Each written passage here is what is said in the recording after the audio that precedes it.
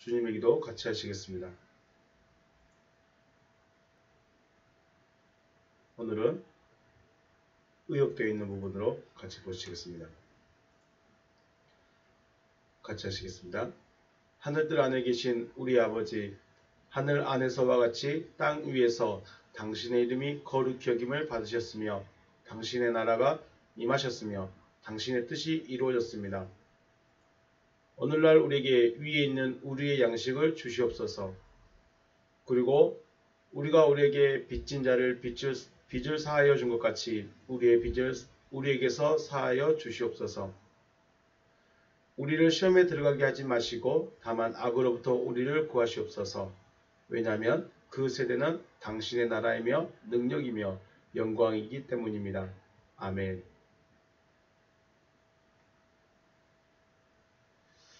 말씀 보시겠습니다. 창세기 35장 9절입니다. 창세기 35장 9절에서 15절 말씀입니다. 야곱이 밧단 아람에서 돌아오매 하나님이 다시 야곱에게 나타나사 그에게 복을 주시고 하나님이 그에게 이르시되 내 이름이 야곱이지만은 내 이름을 다시는 야곱이라 부르지 않겠고 이스라엘이 내 이름이 되리라 하시고 그가 그의 이름을 이스라엘이라 부르시고 하나님이 그에게 이르시되 나는 전능한 하나님이라 생육하며 번성하라. 한 백성과 백성의 총회가 내게서 나오고 왕들이 내 허리에서 나오리라. 내가 아브라함과 이삭에게 준 땅을 내게 주고 내가 내 후손에게도 그 땅을 주리라 하시고 하나님이 그와 말씀하시던 곳에서 그를 떠나 올라가시는지라. 야곱이 하나님이 자기와 말씀하시던 곳에 기둥 곧 돌기둥을 세우고 그 위에 전제물을 붓고 또 그 위에 기름을 붓고 하나님이 자기와 말씀하시던 곳의 이름을 베델이라 불렀더라. 아멘. 할렐루야. 주님의 이름으로 축복하고 사랑합니다. 여호와 하나님은 살아계신 하나님이십니다. 그러므로 여호와 하나님은 산자의 하나님이십니다. 하나님은 나는 아브라함과 이삭과 야곱의 하나님이다. 나는 산자의 하나님이다. 라고 말씀하셨습니다. 우리에게 요구하신 것이 무엇일까요? 왜 그러한 말씀을 하셨을까요? 그것은 우리로 하여금 산자가 되라고 하시는 것이죠. 살아있는 자가 되어라. 살아있는 자가 되어야 살아계신 하나님과 하나가 될 수 있는 것입니다. 아무리 이 땅에서 천국을 가네 마네 천국이 있네 없네 할지라도 하나님은 살아계시고 하나님은 계시기 때문에 살아있는 자가 하나님과 함께 할 수 있다는 것입니다. 그 하나님이 오늘 저와 여러분에게 어디로 이끄시는지 어떻게 이끄시는지를 볼 수 있으시기를 주님의 이름으로 축복합니다. 창세기 35장 3절 말씀. 우리가 일어나 베델로 올라가자. 내가 환난 날에 내게 응답하시며 내가 가는 길에서 나와 함께 하신 하나님께 거기서 제단을 쌓으려 하노라. 네, 야곱이 많은 어려움을 겪고 결국은 베델로 올라가자 하고 말을 할 때 그 하나님을 고백합니다. 나의 환난 날에 내게 응답하시며 내가 가는 길에서 나와 함께 하신 하나님께 내가 거기서 단을 쌓겠다고 합니다. 여호와 하나님을 나의 하나님으로 고백하고 부를 수 있는 사람은 살아있는 자입니다. 여러분은 하나님을 나의 하나님으로 고백하시죠? 고백하고 계시죠? 하나님이 누구의 하나님이냐? 누구의 어떤 자의 하나님이냐? 하나님은 살아있는 자의 하나님이십니다. 살아있는 자에게는 환난 날에 응답하시며 가는 길에 함께 하신 하나님으로 나타나고 또 그 사람으로 하여금 그렇게 고백할 수 있게 하신다는 것이죠. 함께 하시고 응답하시는 살아계신 하나님께서 여러분과 저의 하나님으로 나타날 수 있으시기를 주님의 이름으로 축복합니다. 지난 시간에 야곱의 이름이 바뀌는 사건까지 생각을 했습니다. 하나님의 군대를 알아볼 수 있을 정도로 영적인 야곱이었지만 자신을 인도하시고 앞서 행하시는 여호와 하나님을 바라보기보다는 문제 앞에서 자신의 방법대로 때를 쓰며 구하여 주시기를 구하는 야곱의 모습입니다. 형 에서를 만나기 전에 분명히 하나님의 군대가 자신을 앞서가는 것을 보았습니다. 그리고 마하나임이라고 이름까지 했습니다. 그럼에도 그곳에 머물면서 복을 주시라고, 나에게 말씀을 이루어 주시라고 구하고 있는 야곱의 모습을 우리는 지난 시간에 생각했습니다. 요 하나님은 이러한 야곱적인 요소, 굉장히 당연한 모습이죠. 우리에게는 너무나 지극히 당연한 모습입니다. 그런데 하나님은 이것을 꺾으시길 원하십니다. 꺾어야 된다고 합니다. 환도뼈는 야곱의 의지력, 야곱의 꾀, 방법이었습니다. 그런데 하나님은 그것을 꺾으셨습니다. 꺾으시고 이름을 계명하여 주십니다. 32장 28절에 그가 이르되 내 이름을 다시는 야곱이라 부를 것이 아니요 이스라엘이라 부를 것이니 이는 네가 하나님과 및 사람들과 겨루어 이겼음이니라. 이스라엘 사전을 보니까 8280번과 410번에서 유래했습니다. 그가 하나님으로서 다스릴 것이다. 사람과 겨루어 이겼다라는 의미와 하나님으로서 다스릴 것이다 라는 뜻이 좀 의미상 다른 의미가 있네요. 8280번 사라, 우세하다, 권력을 지다. 410번은 힘센 자, 전능자. 그래서 그 뜻은 그가 하나님으로서 다스릴 것이다. 사람이 하나님과 겨루어서 이길 수 있을까요? 그게 무엇이 되었든지 간에, 힘이 되었든지 간에, 지혜가 되었든지 간에, 능력이 되었든지 간에, 무엇이 되었든지 간에 하나님과 겨루어서 이길 수 있을까요? 의미적으로 생각해 본다면 하나님의 말씀이 이루어진 자라고 할 수 있습니다. 하나님의 말씀이 이루어진 자, 하나님의 말씀이 이루어진 자, 그것은 곧 그가 하나님으로서 다스린다 라는 뜻이 되는 것이죠. 이스라엘이라는 사전적인 뜻을 볼 때 그가 하나님으로서 다스릴 것이라고 한다는 것은 그가 하나님이다, 말씀이 이루어졌다 라고 말씀하시는 것입니다. 여호와 하나님은 자신의 약속을 간직하고 있는 자와 끝까지 함께 하시는 신실하신 하나님이십니다. 누구와 함께 하십니까? 말씀을 가진 자, 약속을 간직하고 있는 자와 끝까지 함께 하십니다. 그래서 요한복음 13장에서 자기 사람을 사랑하실 때 끝까지 사랑하셨다라고 주님 말씀하시죠. 자기 사람을 끝까지 사랑하시는데 어떻게 사랑하시냐? 그 끝이 무엇이냐는 것이죠. 완성될 때까지입니다. 완성될 때까지 제자들이 주님이 원하셨던 그 모습이 이루어질 때까지 사랑하신 것입니다. 죽을 때까지 끝까지 보호하신다는 그런 의미가 아니라 그 하시고자 하는 뜻이 이루어질 때까지 그들을 지키신다는 것입니다. 요한복음 13장의 1절부터 나오신 말씀이죠.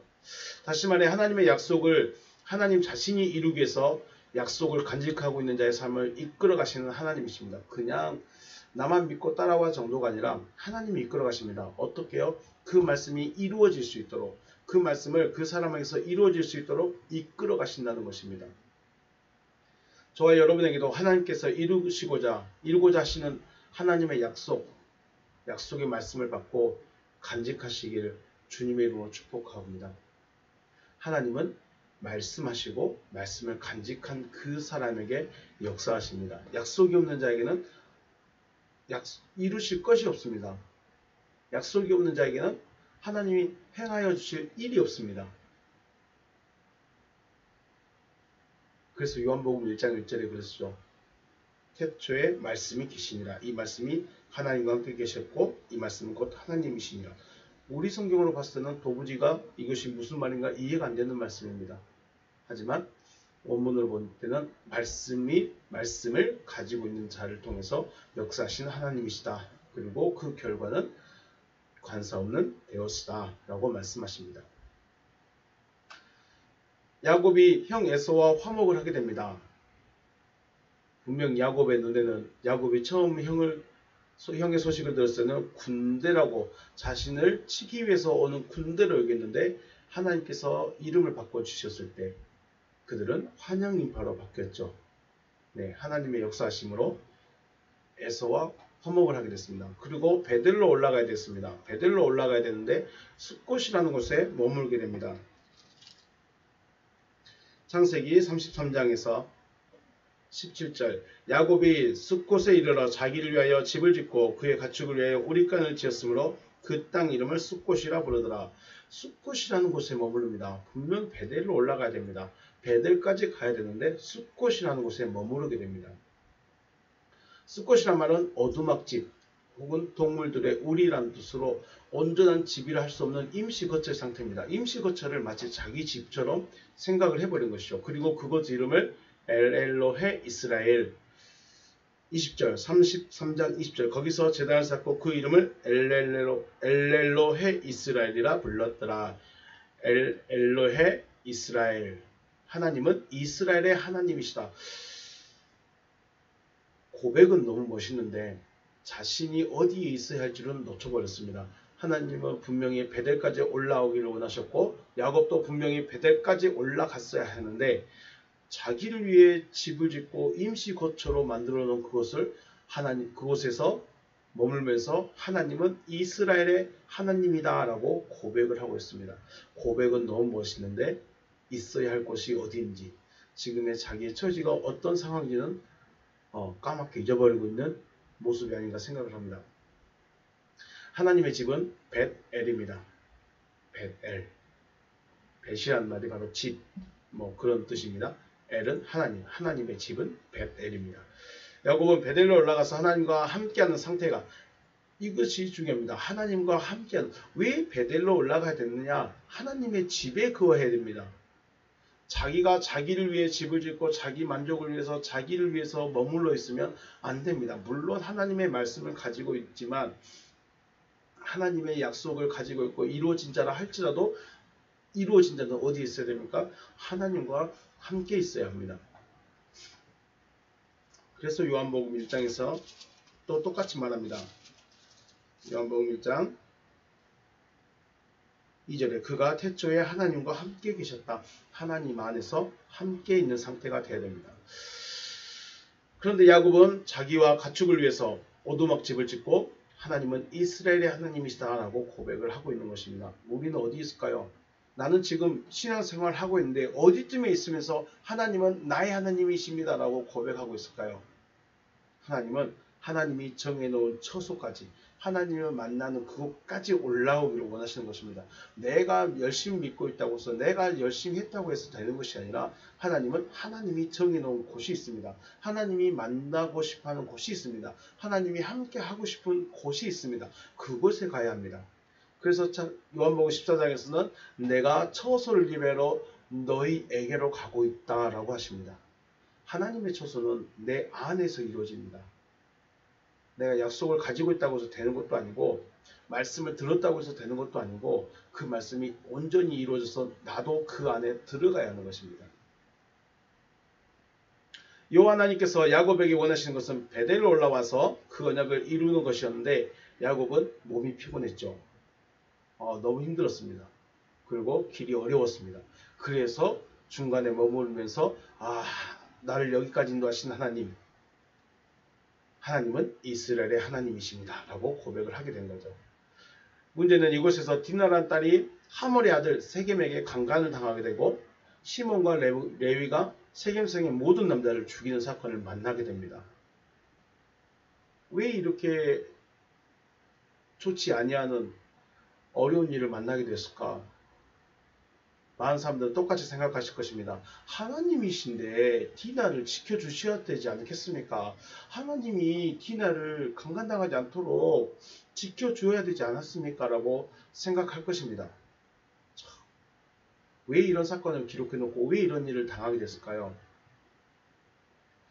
뱀이 여자와 이야기를 나누고 선악을 알게 나무를 바라보고 또 그 열매를 따서 먹고 함께한 남편에게도 먹게 할 때까지 하나님은 어디 계셨을까요?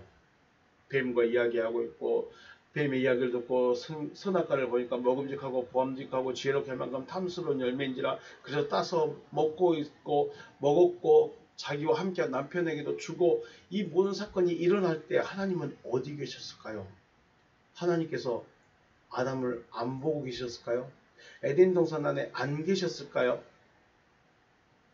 뱀과 이야기할 때 그곳에 나타나셨더라면, 열매를 따서 먹으려 할 때 나타나셨더라면, 아담이 먹기 전에라도 말씀이라도 해 주셨다면 인류 역사가 바뀌어질 수도 있겠죠. 그런데 왜 하나님은 안 계신 것처럼, 그런데 왜 하나님은 멀리 계신 것처럼 아무 말씀이 없었을까요? 디나 입장에서 숲꽃 근처 세겜성에 사람이 많이 살고 있습니다. 그래서 다른 여자들은 어떻게 사는지 궁금해 할 수 있었을 것입니다. 야곱이 하나님의 말씀을 가지고 있고 이름까지 바꿔주셨음에도 누구를 위해서 오두막을 지었습니까? 자기를 위해 오두막을 짓고 그곳에 살고자 했던 야곱의 모습은 온전히 이루어지지 않았던 인간 야곱의 모습입니다. 그런데 그 모습이 누구에게도 있었습니까? 디나에게도 그대로 남아 있었습니다. 우리가 베델로 올라가자 했는데 인간 야곱의 모습이 디나에게도 그대로 있었고 또 시몬과 레위에게도 그대로 있었습니다. 결국 디나는 육신적인 관심으로 아버지 오두막을 벗어남으로 일어난 사건입니다. 하나님이 안 지켜주신 것이 아니라 디나의 마음에 욕심이 있었죠. 어디에 욕심이 있었습니까? 육신적인 것에.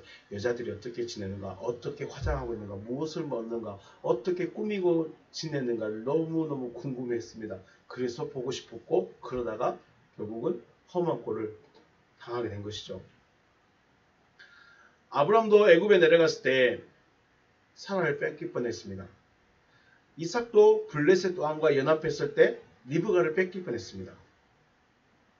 이것을 육신적으로 잘했네 못했네, 하나님이 지켜주셨네 안 지켜주셨네 이런 걸 말하고자 기록한 사건을 기록한 것이 아니라 야곱이 머물러야 할 곳이 숲곳이 아니라 베델이었기 때문에 베델로 올라가야 하겠다는 마음을 주시기 위한 연단의 사건이라는 것입니다. 단순히 하나님이 안 지켜주셨네, 왜 그렇게 안 좋은 일을 당하게 했을까요? 라고 우리가 육신적으로만 생각할 것이 아니라 지금 야곱이라는 사람을 어디로 이끌으셔야 됩니까? 베델로 이끄셔야 됩니다. 그런데 베델로 올라가야 되는 야곱이 자기를 위해서 또 자기 짐승들을 위해서 숲곳에 머무르고 그곳을 자기 집을 짓고 또 그곳의 이름을 엘헬로헤 이스라엘이라고 부르고 있다는 것입니다. 하나님은 이런 야곱을 쳐서 괴롭게 해서라도 베델로 올라가게 하고자 하는 것입니다. 이 사건으로 인해서 세겜성 사건으로 인해서 야곱은 단번에 모든 것을 정리하고 상수리나무 밑에다 다 내려놓고 올라가게 되죠. 창세기 35장에서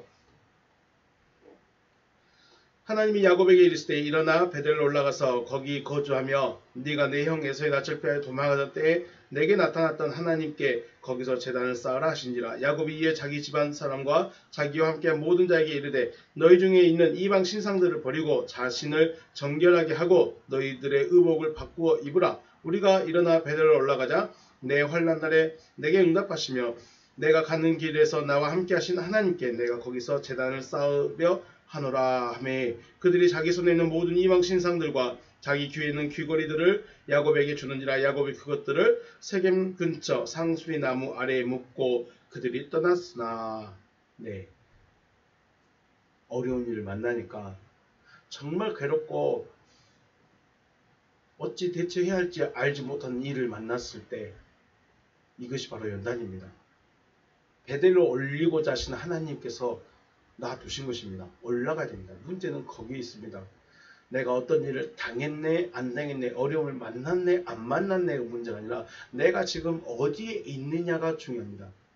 물론 이것은 아무에게나 교회 다닌다고 해서 내가 세례 받았다고 해서 내가 직분을 받았다고 해서 이런 일이 일어나는 것이 아니라 내가 하나님의 약속을 가지고 있는 자에게 이러한 일을 만나게 된다는 것이죠. 많은 어려움과 고통을 겪으면서 베델로 올라왔을 때 오늘 본문의 말씀과 같이 하나님께서 나타나셔서 바로 말씀하십니다. 야곱이 바단 아람에서 돌아오매. 이제 돌아온 겁니다. 바단 아람에서 떠났는데 중간에 숲곳에서 머물렀습니다. 안 올라온 것입니다. 그 근처지만 가나안 지경에 있을지라도 베델로 올라갔어야 합니다. 가나안 지경이 아니라 하나님이 정해놓은 그곳으로 올라가야 되는 것이죠. 그리고 다시 또 말씀하십니다. 분명히 33장에서 32장에서 이름을 바꿔주셨음에도 35장에서 다시 한번 이름을 바꿔주십니다. 35장 10절에서 하나님이 그에게 이르시되 내 이름이 야곱이지만은 내 이름을 다시는 야곱이라 부르지 않겠고 이스라엘이 내 이름이 되리라 하시고 그가 그의 이름을 이스라엘이라 부르셨다라고 하십니다. 이름만 바꿔준 것이 아니라 또 약속도 주십니다. 내 허리에서 왕이 나오게 될 것이며 아브라함과 이삭에게 준 땅을 네 후손에게도 주리라고 하십니다. 하나님은 거기까지 올라오라고 하십니다. 베델까지 올라오라고 하십니다. 내가 지금 말씀을 가지고 있다면 말씀이 이루어지는 데까지 올라가야 되는 것입니다. 머물면 안 된다는 것입니다. 우리는 육신적인 야곱의 삶을 보면서 우리 삶을 내가 원하는 대로 혹은 마음대로 살아도 하나님의 말씀만 있다면 면제가 되는가 하는 생각을 하시는 분들이 있습니다. 남을 속이고 남을 죽이고 남을 아프게 하고 괴롭게 해도 되는가? 나는 말씀을 가지고 있으니까. 글쎄요. 그래도 될지 모르겠습니다. 야곱의 첫째 아들인 루벤입니다. 아무 사건이 없었다면 어쩌면 루벤이 야곱의 믿음의 족보로 올라가겠죠. 그런데 이 아들은 서모 비라와 동침을 해서 믿음의 족보에서 탈락하게 됩니다. 둘째 레위와 셋째 시몬은 세겜성에 있는 남자들을 몰살시킴으로써 그 잔혹성을 인해서 마찬가지로 믿음의 족보에서 탈락이 됩니다. 그 다음 네 번째가 누구였죠? 유다입니다. 근데 유다도 그렇게 인간적으로 봤을 때 온전하진 않습니다. 다말이라는 며느리, 그 며느리와 관계에서 아들이 나오는데 애매하게 또 그 아들이 예수의 족보고 다윗의 할아버지가 되어버립니다. 하나님은 이 역사를 이렇게 이끌어 가십니다. 이 세 아들도 12지파의 조상이 되긴 하지만 그 후손들의 믿음으로 살아가지 않는 모습을 보게 됩니다. 그리고 더 중요한 거, 번성하지 못합니다. 다른 지파의 숫자는 많이 늘어갔는데 이 루벤이나 레위나 시몬 지파는 자손이 그렇게 많이 번성하지 못합니다. 지파는 있지만 번성하지를 못합니다. 분명한 것은 하나님의 약속도 있지만 하나님의 법도 있다는 것입니다. 약속만 가지고 있다고 해서 말씀만 들었다고 해서 되어지는 것이 아니라는 것이죠. 분명히 하나님의 법이 있습니다. 하나님의 약속은 하나님께서 나에게 이루시고자 하는 것입니다. 그죠? 하나님의 약속은 나에게 이루시고자 하는 것이고 하나님의 법은 하나님의 약속을 이루어가시는 데 있어서 나로 하여금 넘어지지 않도록 경계해야 할 것을 말씀하시는 것입니다. 그러므로 하나님의 약속만 가지고 있다고 해서 되어지는 것이 아닙니다. 분명히 야곱이 잘못된 건 잘못된 겁니다. 또 잘못된 것으로 인해서 괴로움을 당하고 아파합니다. 어려움도 만났고요. 그래서 하나님은 법이라는 것도 있고 약속이라는 것도 있는데 우리는 한 가지에만 치우치면 안 되는 것입니다. 약속을 가지고 있다면 분명히 하나님의 법도 알아서 내가 거기에 넘어지지 않도록 경계를 해야 한다는 것이죠. 하나님의 약속이 이루어지는 것은 우리가 생각하는 것 이상으로 더디고 느릴 수 있습니다. 아브라함과 이삭에게 준 땅을 네 자손에게 주리라고 하셨지만 이 약속을 야곱은 당장 자신에게 이루어지기를 원하였겠지만 500년의 시간이 필요했습니다. 12명의 자손을 통해서 민족이 되고 이 민족이 그 가나안이라는 것을 얻게 되고 그 가나안 지경을 정복하는 데까지 500년이라는 시간이 필요했습니다. 하나님의 창조 사역은 6일입니다. 하지만 속죄의 구원은 6천년이 걸립니다. 아담의 범죄함으로 인해서 구속이 올 때까지, 구속하실 때까지, 예수가 나타나실 때까지 6천년이라는 시간이 걸립니다. 왜 이렇게 오래 걸릴까요? 이것은 육신적인 사람들의 영적인 사람으로 변화되는 것이 결코 단시간에 이루어지거나 당대에 이루어지기 어렵다는 것입니다. 우리는 믿으면 바로바로 무언가 나타날 것이고 나타나게 될 것 같고 하나님의 약속을 받으면 바로 될 것 같지만 구약의 시대에는 그렇게 간단하게 쉽게 빨리빨리 되지 않았습니다. 그래서 하나님의 관점에서 오래 참고 인내와 긍휼로 약속의 자녀들을 이끌어 가시는 것이죠. 구약의 믿음의 사람들은 증거만 가지고 있는 사람들입니다. 증거만. 히브리서 11장 39절에서 이 사람들은 다 믿음으로 말미암아 증거를 받았습니다. 증거를 받았으나 약속된 것을 받지 못하였으니 약속이 이루어지지 못했다는 것이죠. 이는 하나님이 우리를 위하여 더 좋은 것을 예비하셨은즉 우리가 아니면 그들로 온전함을 이루지 못하게 하려 하십니다. 네, 구약의 믿음의 사람들은 우리가 생각하는 구약의 믿음의 사람들은 증거만 가지고 있습니다. 아, 될 것이다. 약속은 가지고 있지만 약속이 이루어진 것은 못 봤다는 것입니다. 그러면 이 믿음의 사람들의 증거를 가지고 있는 믿음의 사람들이 온전케 되기 위해서는 약속이 이루어진 자들이 나타나야 합니다. 하나님의 말씀이 이루어진 자들이 나타나야 됩니다. 그 약속이 이루어진 자들이 누구였냐? 물론 가장 먼저는 예수 그리스도시죠. 예수 그리스도. 그 다음은 제자들. 그리고 바울. 이런 사람들이 나타나므로 증거를 가진 믿음의 사람들의 믿음이 맞았다. 아, 바라보고 5,000년이 걸렸던 6,000년이 걸렸던 바라보고 있었던 그것이 실제로 이루어졌구나. 그러므로 증거를 가진 그들의 믿음이 맞았다라고 증명이 되어졌습니다. 그럼 우리에게 요구하시는 것이 무엇일까요? 만약에 우리가 구약 성경도 읽고 하나님도 알고 있는데 나에게 하나님의 말씀이 이루어지지 않았다면 문제는 나에게 이루어지지 않았다고 해서 그 구약의 믿음의 사람들의 증거가 거짓이냐? 아니죠. 내가 안 돼서 제자들이 이미 되어버렸습니다. 그리고 바울이 이미 되어버렸습니다. 중요한 것은 우리가 이 제자들 그리고 바울 이런 상태가 되어져야 된다는 것이죠. 결국은 이미 우리 앞 세대에서 이루어진 일들이 있기 때문에 나 또한 그 이루어진 자들의 세대에 내가 들어가야 된다는 것입니다. 구약의 사람들은 6,000년이라는 시간이 지나야 구원이라는 것을 받게 되지만 지금은 진리시대입니다. 진리시대. 진리가 선포되고 선포된 진리를 받아들이고 하나님을 향하여 이루어주시기를 기도한다면 나 자신부터 열매로 나타날 수 있는 것이 진리시대입니다. 왜 진리시대, 왜 율법시대, 은혜시대, 진리시대 왜 구분을 해서 나타났냐? 네, 진리시대와 은혜시대는 증거만 가지고 있습니다.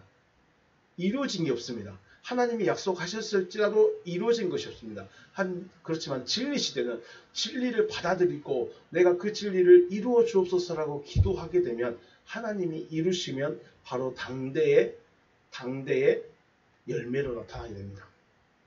그래서 진리시대가 그래서 중요합니다. 진리시대는 곧 열매시대죠. 열매가 맺어집니다. 열매는 누구 것입니까? 하나님의 것입니다. 열매는 부활입니다. 부활되는 것이 곧 하나님의 열매인 것입니다. 하나님의 영광인 것이죠. 저는 열심히 말씀을 배워서 연구해서 제 자녀에게 가르쳤는데 저는 증거만 가지고 있다 할지라도 증거만 가지고 있다가 제 생이 마감되면 제 자녀가 증거해 줘야겠지만 중요한 것은 내가 말씀을 가졌고 나에게 이루어지는 것이 바로 진리시대인 것이죠. 그래서 우리는 내가 지금 어느 시대의 믿음을 가지고 있느냐, 율법시대의 믿음을 가지고 있느냐, 은혜시대의 믿음을 가지고 있느냐, 진리시대의 믿음을 가지고 있느냐는 굉장히 중요한 것입니다. 진리시대의 믿음이 있어야 내가 열매로 나타날 수 있는 것입니다. 아브라함이나 이삭이나 야곱은 하나님의 약속이 이루어지는 그 자손이 하나님의 나라가 되는 것을 700년 이상 기다려야 했지만 진리시대는 당사자에게 이루어지는 것입니다. 물론 이루어지기 위해서는 많은 어려움도 또 고통도 내가 또 연단도 받아야 되는 것이지만 중요한 것은 구약의 사람들은 700년 이상을 기다렸는데 진리시대는 나에게 바로바로 이루어진다는 것이죠.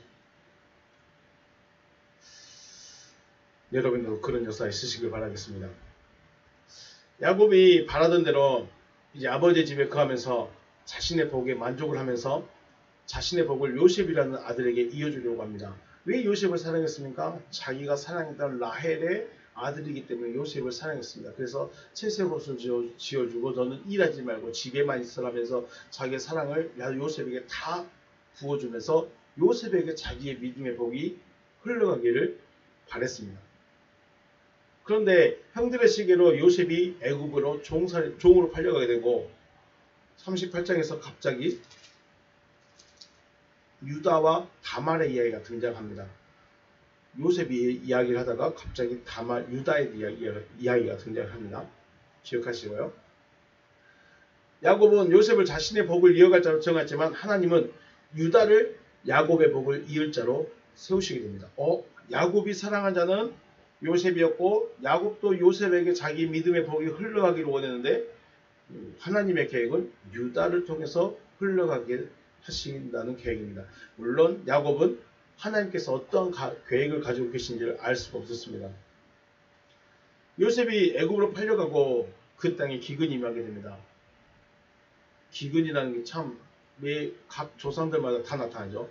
믿음의 조상들 아브라함 때도 이삭 때도 기근이 있었는데 야곱 때도 기근이 있습니다.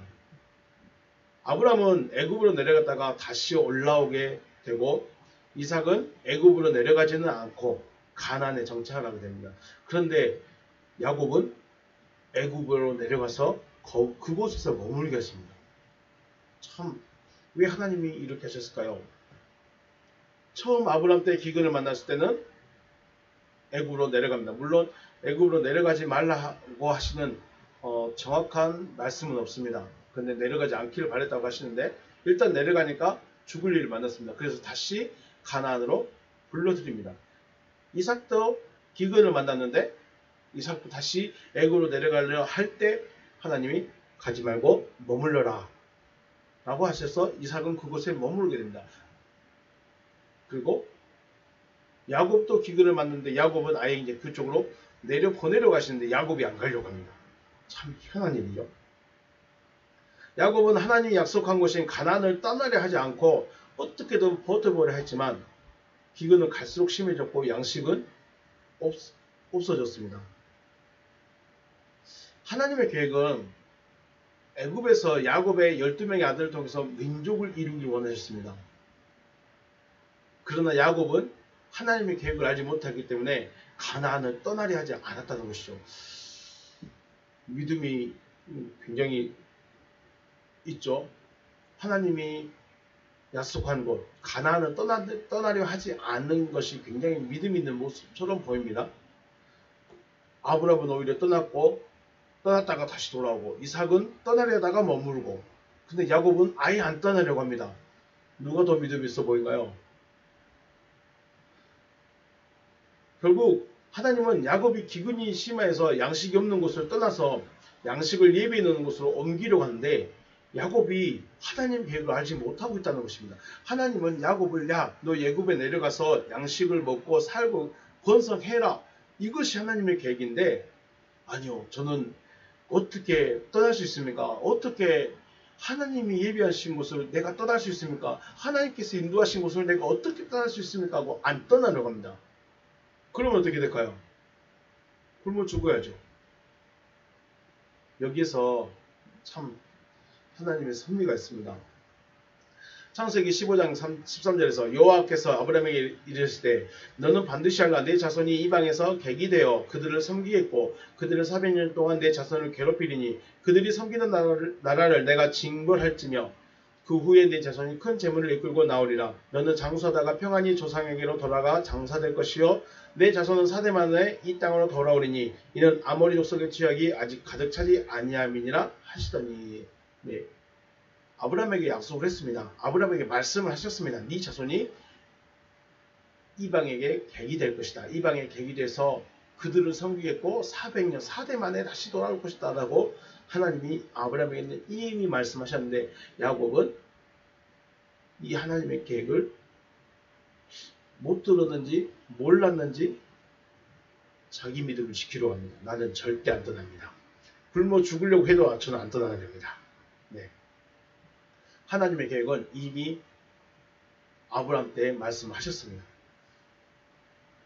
하나님의 계획은 애굽에서 아브라함의 자손들, 이스라엘 자손들이 가나안을 정복하실 정도로 번성시키고 이들을 이끌어 오실 계획을 이미 아브라함이 말씀하셨습니다.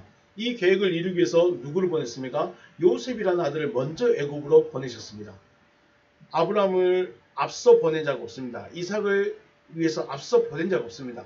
그런데 야곱을 위해서는 요셉이라는 아들을 먼저 보냈습니다.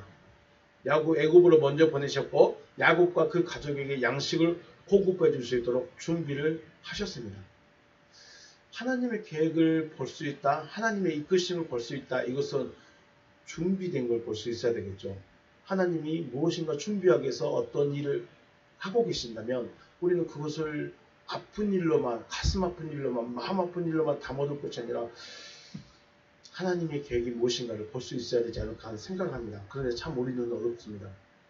우리는 하나님의 그 계획을 알 수가 없다는 것이죠. 이삭이 본지산에 올라갔을 때 만약에 양을 먼저 발견해 버렸다면 이삭을 올릴 수 있었을까요? 올리고 나니까 양이 보인 거죠.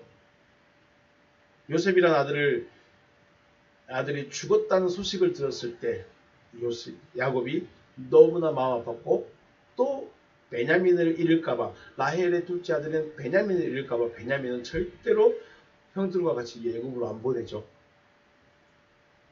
우리가 하나님의 계획을 다 할 수 없습니다. 야곱의 후손이 500년 후에 가나안을 정복하게 될 것을 야곱이 어찌할 수 있었겠습니까? 죽은 줄만 알았던 요셉이 애굽에서 총리가 되어서 양식을 준비하고 있을지 어떻게 알았겠습니까? 그래서 요셉도 고백합니다. 하나님이 구원을 위해서 나를 먼저 보내셨습니다. 라고 요셉도 고백을 하죠. 기근을 만나게 되었을 때 아브람처럼 바로 가나안에 올라오게 하시든지 이삭처럼 그곳에서 머물러 100배 양식을 거두게 하실 수도 있으시겠지만 하나님의 인도하심이라면 그곳이 애굽일지라도 양식이 있는 곳으로 옮겨가야 한다는 것입니다. 기근이 왔습니다. 그러면 양식이 없습니다. 양식이 다 떨어져 갑니다.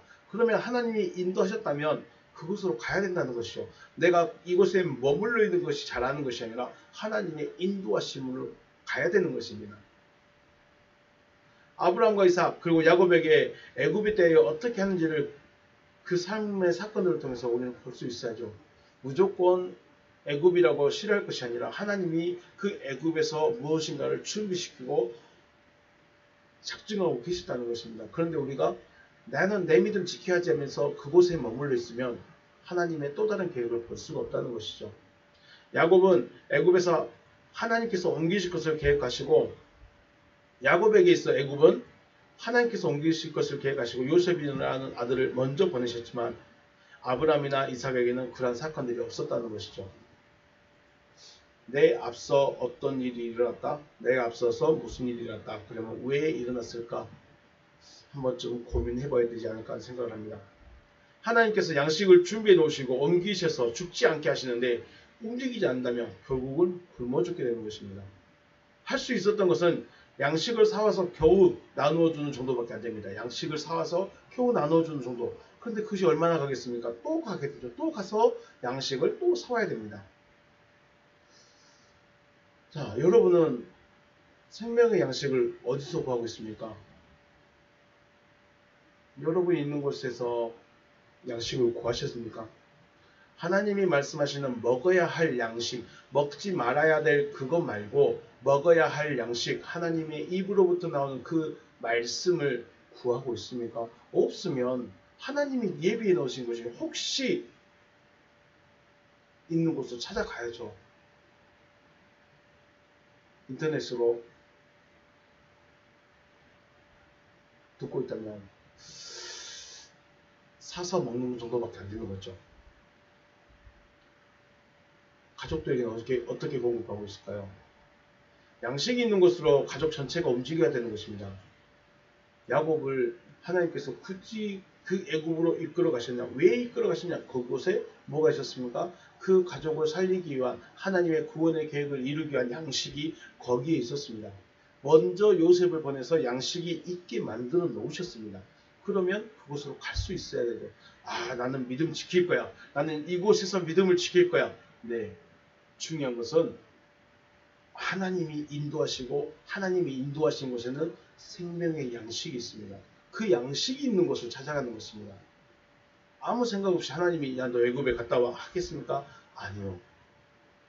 그리하지 않으신다는 것이죠. 하나님께서 먹어야 할 것으로 먹어야 한다고 하셨는데 하나님은 먹어야 할 양식을 먹을 수 있는 곳을 인도하십니다. 아무 곳이나 아무렇게나 인도해 가시는 것이 아니라 양식이 있는 곳으로 이끌어 가시고 양식이 있는 곳으로 인도하신다는 것입니다. 말씀 준비하면서 곰곰이 생각했습니다. 제가 왜 순천으로 왔을까? 분명히 저는 광주에서도 나름대로 그냥 살아갈 수 있었는데 그런데 이곳에 와서 큰 계획이 없었는데 갑자기 교회를 개척하게 됐고 교회를 개척하고 나니까 목사님을 통해서 말씀을 듣게 됩니다.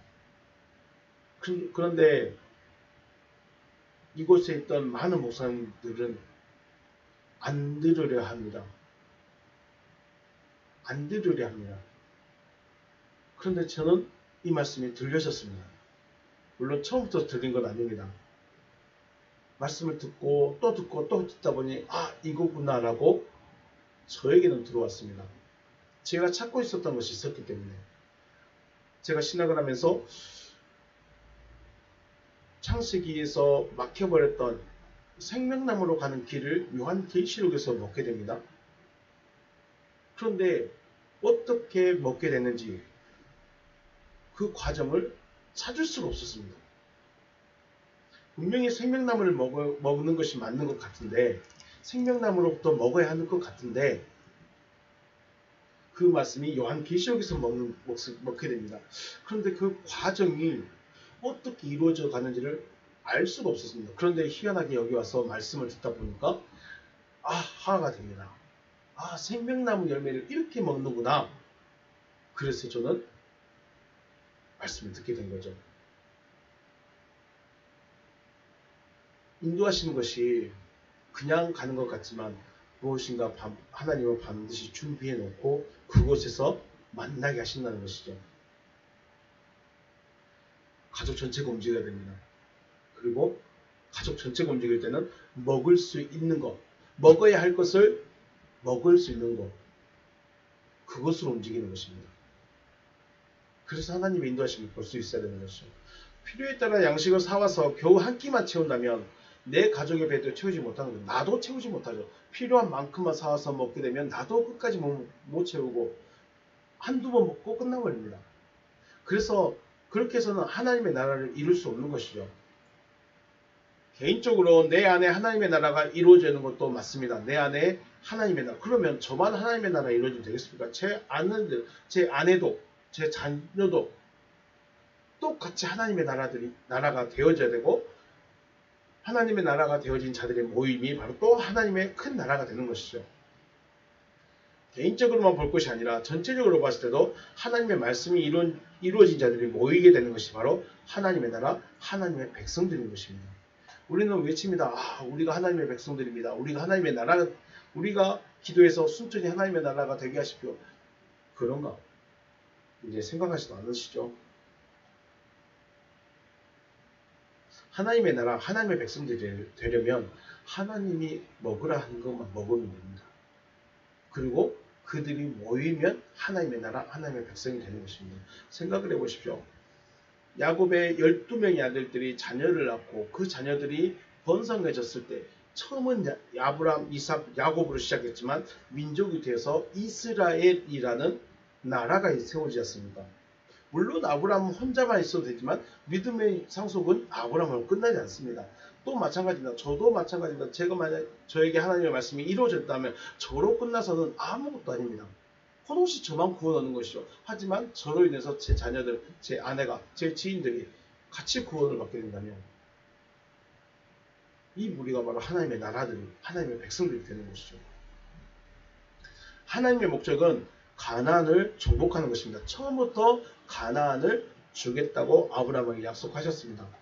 한 개인이 들어갈 수는 있지만 가나안을 정복할 수는 없는 것입니다. 아브라함이 분명히 들어왔지만 그 넓은 지경이 아브라함의 것은 아브라함의 나라는 아닙니다. 될 수가 없었죠. 그래서 야곱이라는 사람을 세우고 12명의 아들들을 세우고 그 자녀들이 민족이 되었을 때 가나안을 얻을 수 있는 그런 나라를 이룰 수 있는 그런 틀을 만들어 가시는 것이죠. 자, 야곱의 인생은 이렇게 됩니다. 사기꾼, 속이는 자에서 하나님의 말씀이 이루어져 가는 자로 세워져 갑니다. 그 과정이 결코 순탄치만은 않습니다. 자신이 고백합니다. 내가 험악한 세월을 살았습니다. 그리고 바로 앞에서 고백을 하는 것을 볼 수 있죠. 요셉의 이야기의 중간에 유다 이야기가 끼어있다고 말씀을 드렸습니다. 앞에서도 말씀드렸지만 성경의 흐름에서 다른 전개의 내용이 나오게 되면 한 번쯤은 생각을 해봐야 됩니다. 왜 요셉이 팔려가고 요셉이 애굽에 가서 고생하고 이런 일들을 만나게 되는데 중간에 갑자기 유다 이야기가 끼었을까? 네, 바로 유다는 하나님의 뜻을 이루기 위한 통로가 됩니다. 그래서 마태복음 말씀에 보면 예수님의 족보에서 아브라함이 이삭을 낳고 이삭은 야곱을 낳고 야곱은 유다와 그의 형제들을 낳고 유다는 다말에게서 베레스와 세라를 낳고 베레스는 헤슬을 낳고 헤슬로는 람을 낳고 하면서 유다라는 사람이 예수 그리스도의 족보에 올라가고 다말이라는 며느리를 통해서 베레스를 낳고 베레스는 다윗의 할아버지가 되게 됩니다. 하나님의 족보고 믿음의 족보는 하나님께서 이끌어 가십니다. 야곱은 요셉을 사랑했고 요셉에게 믿음의 족보가 이어지기를 원했지만 하나님은 유다를 통해서 이어가기 원하셨습니다. 야곱도 똑같이 기도합니다. 49장 8절에서 유다야 내 형제 너는 내 형제의 찬송이 될지라 내 손이 내 원수의 목을 잡을 것이요 내 아버지 아들들이 네 앞에 절할 것이다. 요한계시록 5장 5절에서 장로 중에 한 사람이 내게 말하되 울지 말라 유대 지파의 사자 다윗의 뿌리가 이겼으니 그 두루마리와 7인을 떼시리라. 하나님의 말씀은 하나님이 이루어 가십니다. 내가 이루려고 해서도 안 되고 내가 이룰 수도 없습니다. 분명히 야곱은 요셉이었습니다. 요셉을 사랑했고 요셉에게 자기의 복이 다 흘러가기를 원했지만 하나님은 하나님의 계획대로 이끌어 갔습니다. 그렇다고 해서 전혀 다른 방법으로 세워가시는 것도 아닙니다. 하나님은 하나님의 뜻을 자신이 이루어 가십니다. 다만 우리가 그 이끄심을 알 수 없다는 것이죠. 그렇기 때문에 하나님의 인도하심을 볼 수 있고 깨달을 수 있어야 하는 것이죠. 하나님의 구속이 어떻게 흘러가는가? 하나님이 구원을 어떻게 이루어 가시는가? 지금 하나님이 우리에게 요구하시는 것이 무엇인가를 발견할 수 있어야 됩니다. 구속사의 흐름을 통해서 우리는 이걸 발견하는 것입니다. 이 구속의 흐름, 아담부터 시작하신 이 구속의 흐름이 지금의 나와 어떤 관련이 있고 나에게 어떻게 이루어질 것인가? 아브라함, 이삭, 야곱을 통해서 내 삶에서 나는 지금 어떻게 어디로 가야 할 것인가를 발견할 수 있어야 되는 것입니다. 이것으로 창세기의 구속사의 흐름은 정리를 하겠습니다. 다시 한번 정리하겠습니다. 창세기 1장 1절은 성경 전체의 결론입니다. 성경이 무엇을 말하고 있습니까? 네, 당신은 하나님의 자녀가 되는 것을 말하고 있습니다. 더 맞지만 가장 정확한 것은 창세기 1장 1절입니다.